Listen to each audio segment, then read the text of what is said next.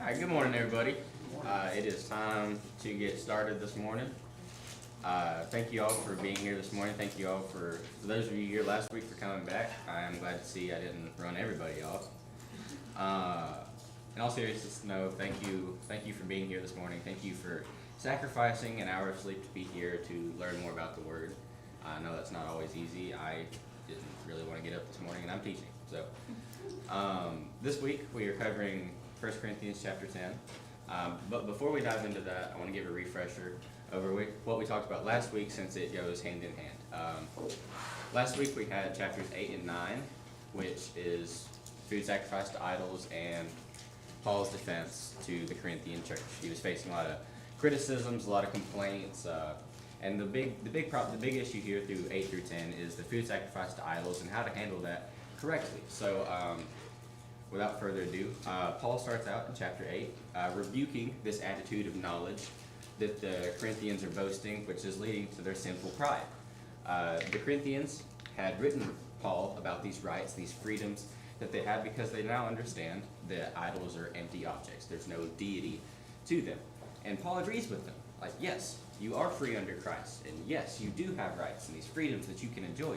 But Paul also warns them that when their rights become a stumbling block to their weaker-minded brethren, their rights are no longer theirs to enjoy. Paul wants them to understand that their knowledge and their freedoms are not an end, but a means of a true end, which in the end is love. Then, after that, Paul shifts the dialogue to himself.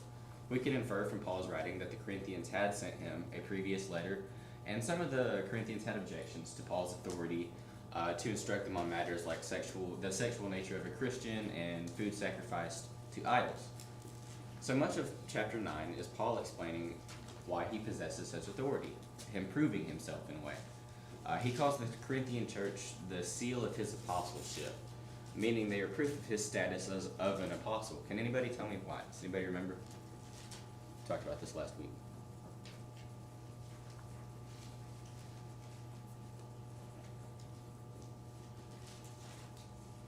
He founded the Corinthian church, right? That's one of the things that one of the apostles went around and did, and Paul is telling them that their existence, the fact that they congregate as Christians, is proof of his status as an apostle. Paul goes on to discuss in chapter 9 that he possesses the same rights that the Corinthians are trying to boast, and even more so.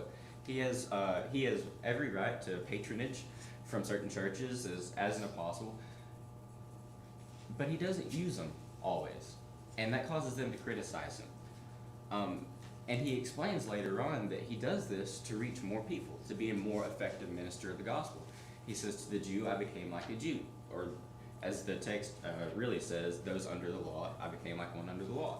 To the Gentile, I became like a Gentile, so that he may reach all people and share with them the promised blessings that we have in Christ.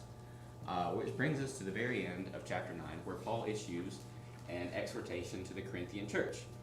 So I'm going to pick up here before we actually get into chapter 10. Will somebody start out reading for us chapter 9, verse 24 through chapter 10, verse 5 for me? Please. Do you not know that those who run in a race all run, but only one receives the prize? Run in such a way that you may win.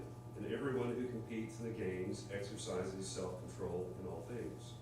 They then do it all to receive a perishable wreath, but we an imperishable. Therefore, I run in such a way as not to run without aim. I box in such a way as not beating the air. But I buffet my body and make it a slave, lest possibly, after I have preached to others, I myself should be disqualified. For I do not want you to be unaware, brethren, that our fathers were all under the cloud, and all passed through the sea, and all were baptized into Moses in the cloud and in the sea, and all ate the same spiritual food, and all drank the same spiritual drink, for they were drinking with the spiritual rock which followed them, and the rock was Christ. Proof I? Yes, sir.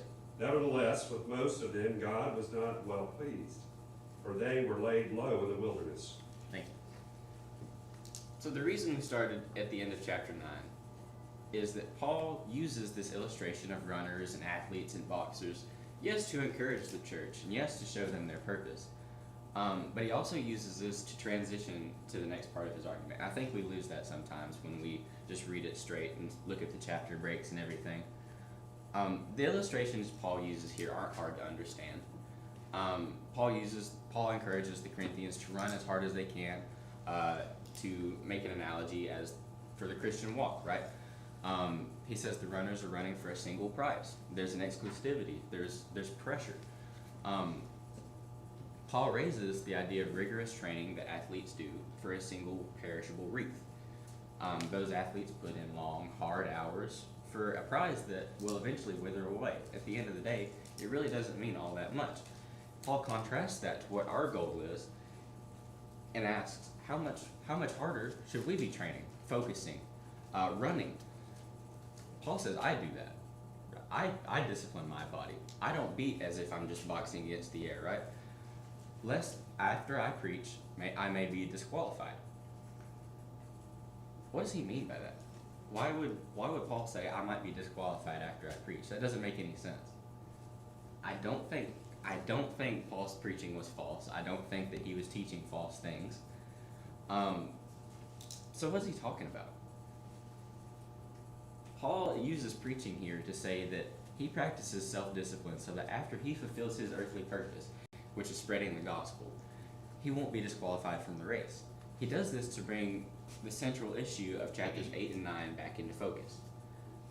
Paul is telling the Corinthians that if they don't exercise self-control and self-discipline when using or abstaining from their rights, then they'll be disqualified from the race, and they won't receive their prize. You see, Paul isn't winding down at the end of chapter 9. He's just getting going. Continuing that same thought, Paul moves into chapter 10. He says, "For I do not want you to be unaware, brothers, that our fathers were all under the cloud, and they all passed through the sea, and they were all baptized into Moses in the cloud and in the sea, and they all ate the same spiritual food and ate the same spiritual drink. For they drank from the spiritual rock and followed them, and that rock was Christ. Nevertheless, with most of them God was not pleased, and they were overthrown in the wilderness." What Paul's doing is he's using this example to show forth and set forth the danger of their careless pride. He draws this illustration of their Israelite predecessors to show the Corinthians that the Israelites fell short, just like they're in danger of doing. It seems that in the Corinthian letter to Paul, we can infer through the text that they seem to claim that because of their baptism and because of their communion and their access to these things and their participation in these things, that they cannot fall out of favor with God. It seems like they think that they're infallible, that they cannot fall out of God's favor, no matter how they run or what they practice. So Paul compares their baptism with the Israelites' passage through the Red Sea. We see in, let's see, where is it? In verse 2, it says, "We were all baptized into Moses in the cloud and in the sea," right? They passed through both of them. And he uses their communion, he illustrates their communion with the manna that God provided the Israelites in the desert, right? That spiritual food and the spiritual drink that they partook of. But look at the second part of verse 4. It says, "For they drank from the spiritual rock that followed them, and the rock was Christ." What rock is Paul speaking of? It's clear that he's tying it to Jesus, but what is the source? What's he getting at? Does anybody know by chance? Want to venture a guess? Are you asking in what way is the rock Christ? Yes. Seems to me that obviously it's not literal Mm-hmm. any more than Jesus saying this bread is my body or this cup is my blood, but it is a representation of, it may be a foreshadowing of the Messiah and the blessings that would come from him. Yes, you're really onto something there. What Paul is alluding to is actually pretty cool. As we know in his former life, Paul was what? Persecutor and a Pharisee, meaning he was highly educated and he was highly familiar with rabbinic teaching. Because of this, it is possible that Paul is referencing a rabbinic teaching from Numbers chapter 21, verses 16 through 18, when he's describing this rock. You see, in that passage, God had instructed Moses to gather the people around him to a well that was known in this teaching as Miriam's well. And it was shaped like a rock, and it followed them throughout the desert. And the purpose was that so God could give his people water while they were in the desert, so he could keep replenishing them. So through this rock, God replenishes his people again and again and again and again. So how does that connect to Christ as Paul does in the text? Well, we know from Hebrews 10 that Christ's sacrifice was once and for all mankind, right? He is the source of our everlasting atonement. So in a way, Miriam's well, as Paul uses it, is a type for the replenishing nourishment that Christ brings us, which I think is just like so cool. I got really excited when I figured this out. So what does all that have to do with the Corinthians?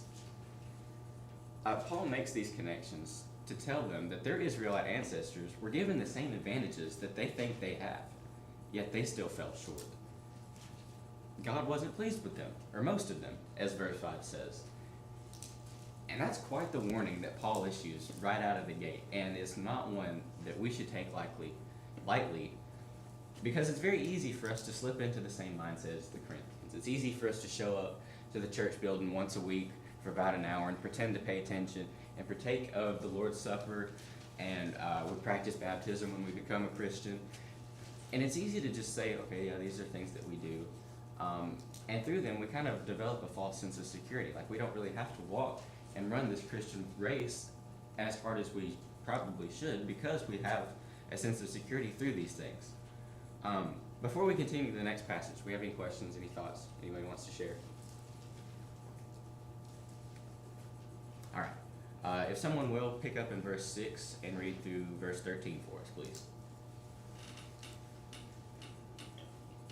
Now these things took place as examples for us, that we might not desire evil as they did. Do not be idolaters, as some of them were. As it is written, the people sat down to eat and drink and rose up to play. We must not indulge in sexual immorality as some of them did, and 23,000 fell in a single day. We must not put Christ to the test, as some of them did, and were destroyed by serpents, nor grumble as some of them did, and were destroyed by the destroyer. Now these things happened to them as an example, but they were written down for our instruction, on whom the end of the ages has come. Therefore let anyone who thinks that he stands take heed lest he fall. No temptation has overtaken you that is not common to man. God is faithful, and he will not let you be tempted beyond your ability. But with the temptation he will also provide the way of escape, that you may be able to endure it. Therefore, my beloved, flee from idolatry. I speak as to sensible people. Judge for yourselves what I say. That of blessing that we bless, is it not a participation in the blood of Christ? The bread that we break, is it not a participation in the body of Christ? Because there's one bread, we who are many are one body, for we all partake of the one bread. Thank you, sir. So, in this passage, Paul applies his warning by example of Scripture. He issues the warning, he cautions them in verses 1 through 5. Picking up in verse 6, he prefaces what he's about to tell them by telling the Corinthians that the things he's about to say were recorded so that they might not make the same mistakes as the Israelites. He employs 4 examples in this paragraph, and these are all things that the Corinthians were guilty of either in practice or in mindset in their letter to Paul. So the first example that Paul uses is found in Exodus chapter 32. But the verse he uses is in verse 7. It says, "Do not be idolaters, as some of them were. As it is written, the people sat down to eat and drink and rose up to play." Exodus 32 is the passage of Aaron and the golden calf. Most of us should be pretty familiar with that. But here's the interesting thing about how Paul uses this example. The quotation he used, "the people sat down to eat and drink and rose up to play," is not the whole verse. The story of the golden calf, as we all know, is explicitly about idolatry, right? That's exactly what the Israelites practiced and what brought judgment upon them. But it's clear that's not all Paul wants to convey. The issue of the past 2 chapters has not just been general idolatry, but the Corinthians' desire and insistence to continue eating cultic meals in pagan temples. So how interesting is it that Paul uses the second half of Exodus chapter 32 and verse 6 in his example instead of the first, which simply says that they simply brought forth offerings to the calf. If he simply wanted to say idolatry is bad, don't do these things, that's all he would have had to say, right? The phrase, but he's saying that eating in the presence of an idol, not even necessarily partaking in the sacrifice, or offering the sacrifice, but eating the meal that comes after the sacrifice, is also idolatry. The phrase at the end of the verse, and rose up to play, was also understood at that time to mean acting out of control. Lewd behavior, oftentimes in a sexual undertone, is how people would have understood it. Which brings us to the second of the four examples against the Corinthians. This example, let's read it real quick again. It's in verse 8. We must not indulge in sexual immorality as some of them did, and 23,000 fell in a single day. This also comes from the book of Numbers. It's chapter 25, verses 1 through 9. We all know that sexual immorality is a sin, and Paul has already discussed it in chapters previous to this in his letter. So why bring this up again? It seems almost unnecessary. But in this instance, I kind of found out in Numbers chapter 25, the Israelites were eating in the presence of an idol. Baal of Peor is what it's called. I may be mispronouncing that, but we're going to go with it. In both of these examples that he's used now, Paul connects idolatry to sexual immorality almost as if they belong together. And so I was reading and learning, and I found out that's because they do. The other references to idol food in the New Testament come from Acts chapter 15, verse 29, and Revelations chapter 2, verses 14 and 20, which also reference sexual immorality. In fact, the passage in Revelation that also references idol food references the same passage in Numbers that Paul is referencing here. Paul seems to imply that these two sins go hand in hand, which kind of makes sense, as it was customary for pagan rituals to, when they engaged in idolatry, they engaged in sexual immorality as part of their ritual. Which I think I think what Paul is trying to tell the Corinthians. The third and fourth examples are connected. They go hand in hand. Let's read verse 9 and 10 again. It says, we must not put Christ to the test, as some of them did and were destroyed by serpents, nor grumble as some of them did and were destroyed by the destroyer. Once again, Paul uses the book of Numbers to illustrate his rebuke of the Corinthians. In this one, he says that the Israelites, let me get the right wording here, put Christ to the test and were killed by snakes for complaining about the manna that God provided to them in the desert in Numbers chapter 21, verse 4 through 7. Paul uses this to reference their ongoing quarrel about their right to eat in pagan temples and their right to participate in certain things. Later on in this chapter, in verse 22, we'll see that Paul rhetorically asks them, are we to provoke the Lord to jealousy? But in this example, he takes that same idea and uses the label Christ instead of Lord. Paul is connecting the Israelites' folly in the desert to the Corinthians' iniquity with him. Paul's implying that it was Christ that the Israelites tested in the desert, wrongfully so, and Christ they tested in Corinth with their insistence on eating these meals and going to these places and participating in these things. Likewise, Paul uses his previous point, the point about testing Christ in the wilderness, to make his fourth. In the passage in Numbers, the Israelites not only complained against God, but they also complained against Moses as well. It's clear that in the letter that the Corinthians sent them that they'd done a lot of grumbling and complaining against Paul. And Paul uses this passage to tell them not to grumble against him, because that's exactly what had happened in the desert and what had happened in the letter. They grumbled obviously after he instructed them not to engage in pagan meals and sexual immorality. So, in verses 11 and 12, Paul brings us back to the present as he reminds us that the Corinthians that those things were written so that they might not fall into the same judgment. Verse 12 serves as a reminder. Let's read it again. Therefore, let anyone who thinks that he stands take heed lest he fall. This stands as a reminder to the to the Corinthians that just as the Israelites had a false sense of security in the sacred things given to them, the Corinthians are in danger of the same condemnation if they continue to live like they are untouchable, like what they do doesn't matter. It's perfectly within their purview to do whatever they want, they seem to think. And that brings us to verse 13. This is one of the most popular verses in the book. Many of us use it for encouragement through trial and hard things in life, and rightfully so. It's a really good verse. But what is Paul actually saying here with it? Because most of us don't use verse 13 in the way that Paul does. Let's get it rolling around in our brains again. It says, "No temptation has overtaken you that is not common to man. God is faithful, and he will not let you be tempted beyond your ability, but with the temptation he will also provide the way of escape, so that you may be able to endure it." So it's possible that Paul is encouraging the new converts in Corinth, as they would have endured all sorts of trials during this time, switching to a monotheistic religion from an eastern land in a very pagan culture would have brought all sorts of trials and tribulations along with it, a lot of pressure, a lot of social friction.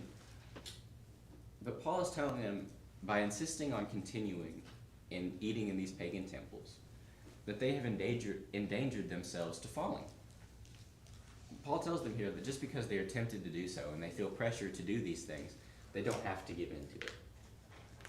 Paul reminds the Corinthians that despite the judgments that Paul has just illustrated, because God was not happy with the Israelites in multiple instances, as we saw, God is faithful nonetheless.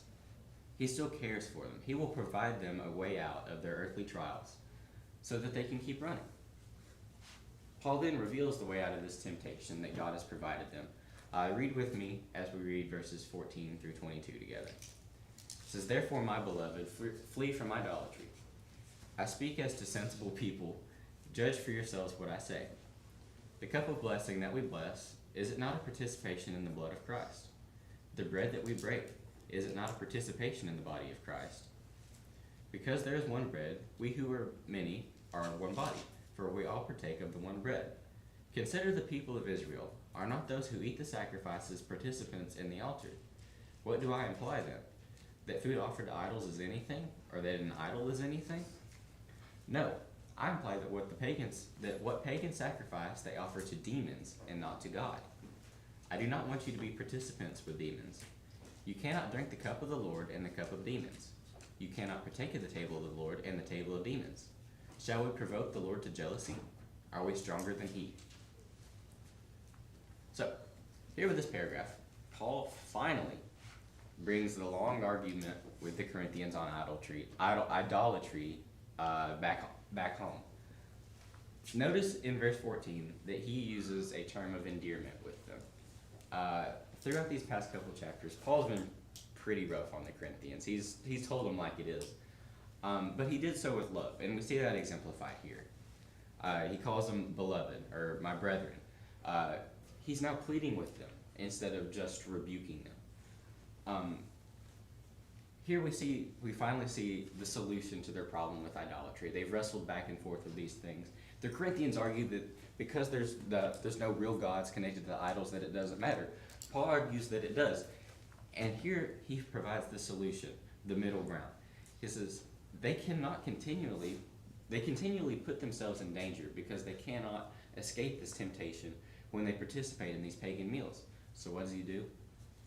What does he do? Y'all tell me. Verse 14. Get away from it. Flee from it. Right. The command is impossible to miss. There's no way that they can work around this. There's no way that they can look for a loophole. Stay away from the idol meals in the temples. Paul, in the verses to follow, will explain to them why this solution is logical. In verse 15, I think this is kind of funny. He says, I speak as to sensible people, judge for yourselves what I say. I think there's a chance here that Paul is being a little snarky, because the Corinthians have displayed that they have been anything but sensible this whole time. They've showed absolutely no sensibility, but that's exactly what Paul appeals to. He encourages them to evaluate what he says. Judge for yourselves what I say. This is not to say, judge for yourselves to see if this is true, to see if this is right or wrong. He's saying, judge for yourselves so you see that I'm right. And that they should heed his words. Paul uses the Lord's Supper in verses 16 and 17. Let's revisit it. It says, the cup of the blessing that we bless is not a participation in the blood of Christ. Is it not a participation in the blood of Christ? The bread that we break, it is not a, because there is one bread, we who are many are one body, for we all partake of the one bread. He uses these verses and he uses the Lord's Supper to show that the sacred meal encourages those participating in it to bond together, to show solidarity. Notice this, that he changed the order of the meal as it would traditionally be taken to make a point. He illustrates the cup before the bread, which is not how we take it, right? I think that he does this to exemplify that very point, so that those who partake in it are of that one loaf, and they are under that one loaf. They're together. They are one. He also indicates in this that participation in such a sacred meal as this implies worship of the deity, right? When we come together, we are worshiping God. In verse 18, he takes it a step further, and he likens the sacrificial practices of the Israelites of the old law to those of the pagans. And not in saying that they're the same thing, but they practice, the liturgy is similar, is what I'm saying.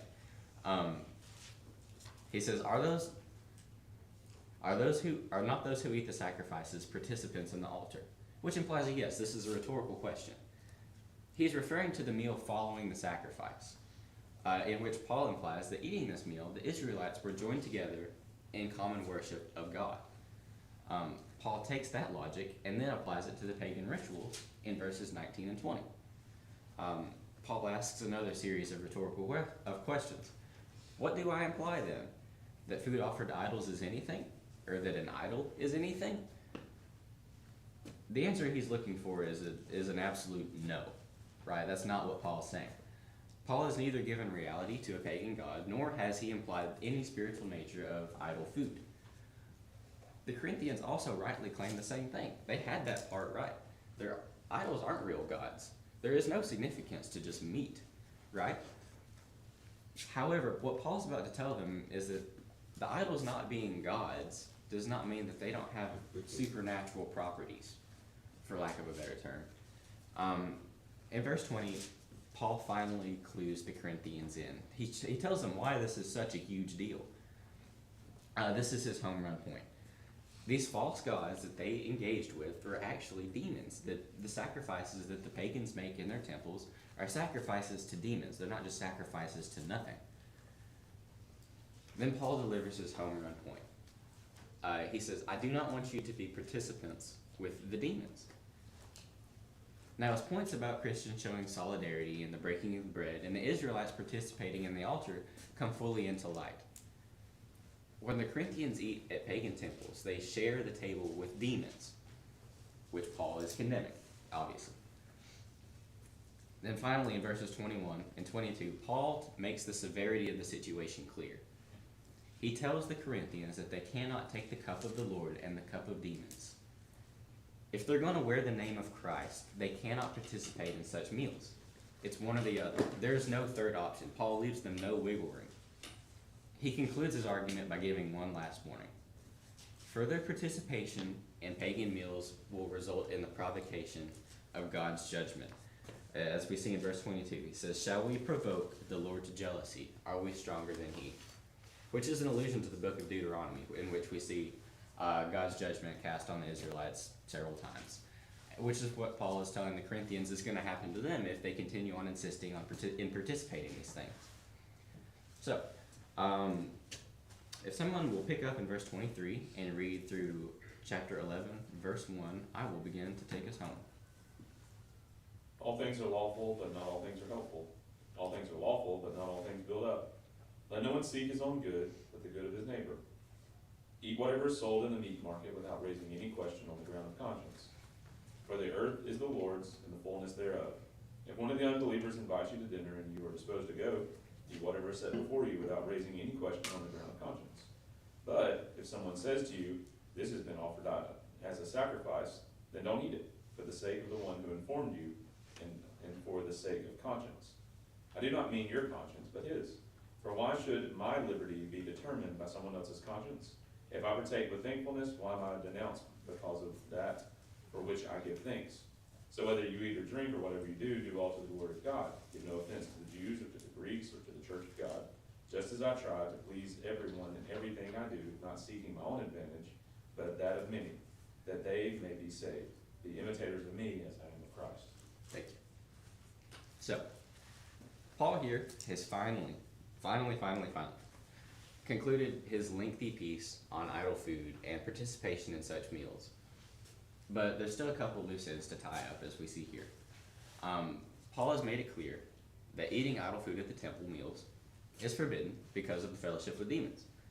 But we still need to address meat that has been sacrificed but sold to the market, because when they went to market and the food was hanging there and people go to buy it, they can't tell that it was sacrificed. It's just meat.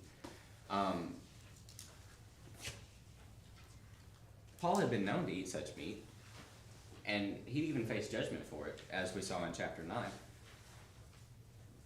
When Paul touched on this in chapter 8, words like discernment and conscience and rights and freedoms kept reappearing. But here he offers practical guidance instead of a virtuous one. In chapter 8, it was all about not causing your brother to stumble, thinking about your brother, using your knowledge to a greater means, which is love. Here he gives a more practical solution. In verses 23 and 24, however, he echoes chapter 8 once again to reestablish his precedent, to make sure that we aren't straying from that point as well. Keep your neighbor in mind. Do what is good. Think not of yourself, but think of other people, right? Then starting in verse 25, he begins his direct instruction. Buy and eat without raising question. Simple enough, right? It's not hard. That's not hard to understand. It's almost as if it doesn't really need saying, right? But Paul, I think this is cool. Paul, using his Jewish background and his vast amount of knowledge in Jewish practice, he clarifies this because sometimes Jews would have to investigate the source of their meat to see if it had been sacrificed. There's a word for it. I'm not even going to try to say it. It's weird. But Paul, having been a Pharisee, would have been more aware of this. He tells the Corinthians not to worry about going to such lengths. Just eat and give thanks to God. His following commands are very clear. It's not hard to understand, but I do want to look at verses 29 and 30 as our time starts winding down here. Let's read it once more together. It says, I do not mean your conscience, but his. Why should my liberty be determined by someone else's conscience? If I partake with thankfulness, why am I denounced because of that for which I give thanks? I don't know about y'all, but those verses confused the heck out of me. It made no sense. Why would he ask? Why would my liberty be determined by someone else's conscience? Does anybody have a thought on that? I think in another situation, let's say outside of the one that he just framed, where you're eating with somebody else whose conscience you're concerned about. Let's say you're not. Let's say you're eating at home, or let's say you're eating with someone whose conscience is not going to be bothered. Then you would have some liberty that you don't have in certain situations. And so I don't think Paul is saying you need to always do something that, refrain from doing something that you know is okay. I don't think he's always saying that, but in certain situations he is. So liberty is, let's say, conditional to the situation that you might find yourself in. Absolutely, yeah. He sees the difference. He makes the point that, obviously, and he said it already before, that this is really not an issue until it's an issue with somebody else. Right. You said that way better than I could have, so thank you for that. In verse 26, he says, for the earth is the Lord and the fullness thereof. So he makes a concession. He makes room for what Jeremy just proposed. That these liberties are in fact conditional. But in a time where you may not be treading on somebody's conscience, you may not be in contradiction of the law, there's no reason that you can't enjoy these things, as Jeremy just so eloquently says. In verse 30, there's a hint here that he could be referencing his defense of himself from chapter 9 once more. Paul was denounced, he was criticized for partaking in these very things that he's describing by the Corinthians. And so I think he may be using a little rhetoric here, and saying in saying that. Paul allows himself the right to partake in chapter 9 when he explains why he refuses certain freedoms so that he may reach more people. Paul finishes out his argument with some closing remarks starting in verse 31. Let's read it once more. It says, "So whether you eat or drink or whatever you do, do all to the glory of God. Give no offense to the Jews or the Greeks or to the church of God, just as I try to please everyone in everything I do, not seeking my own advantage, but that of many, that they may be saved. Be imitators of me as I am of Christ." He addresses the non-essential matters, like marketplace food, and encourages the Corinthians to glorify God in whatever they do. Notice that he still leaves no wiggle room for temple meals. That's not what we're talking about here. He slackens up a little bit when he's talking about the marketplace food. He says you do have conditional liberty in this situation, and you can discern whether or not it is appropriate for you to use these rights. But he's not talking about the temples here. He makes it very clear that there's no wiggle room for any of that. He also instructs them not to be an offense to any group. Don't be a stumbling block yourself, which hints at the legitimate limitations of one's freedoms. He's reminding them to seek love and to upbuild the brethren first, just as he does, so that he may reach as many as possible. He closes the chapter with a simple instruction to imitate him as he imitates Christ. Before we close, does anybody have anything else? Going once, going twice. All right, guys. Thank you so much.